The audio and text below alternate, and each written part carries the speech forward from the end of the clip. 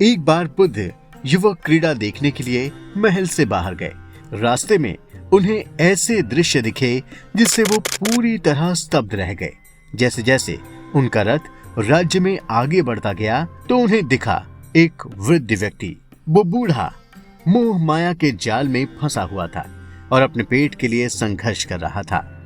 उन्होंने सारथी से पूछा कि ये क्या है। तब सारथी ने उन्हें बताया कि महाराज, ये एक बूढ़ा व्यक्ति है, इसे बुढ़ापा आया है। इस पर बुद्ध ने पूछा कि क्या मेरी भी यही अवस्था होगी। तब सारथी ने कहा, महाराज, ये अवस्था सभी को भोगनी पड़ती है।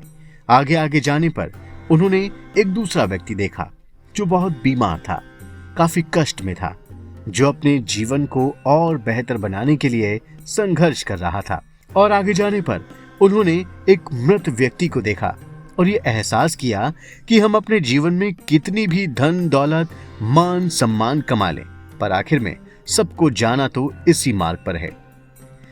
चौथे दृश्य में उन्हें एक सन्यासी दिखा जो काफी खुश था और अपने ही रंग में रंगा हुआ कुछ गुनगुनाता हुआ जा रहा था। वो दुनिया के मोह से बिल्कुल परे था। इस दृश्य को देखकर गौतम बुद्ध ने सोचा कि अगर हमें सारे दुखों से मुक्त होना है तो यही रास्ता उत्तम है।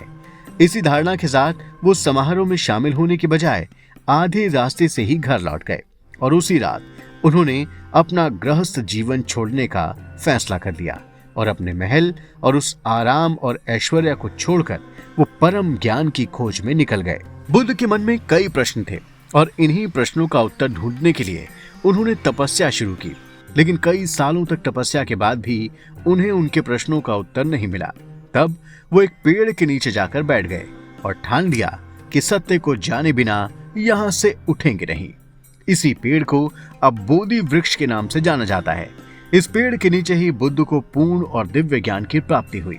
इस तरह से ज्ञान और सत्य की खोज में बुद्ध को 6 साल लग गए और 35 वर्ष की आयु में वो सिद्धार्थ गौतम से महात्मा गौतम बुद्ध बन गए।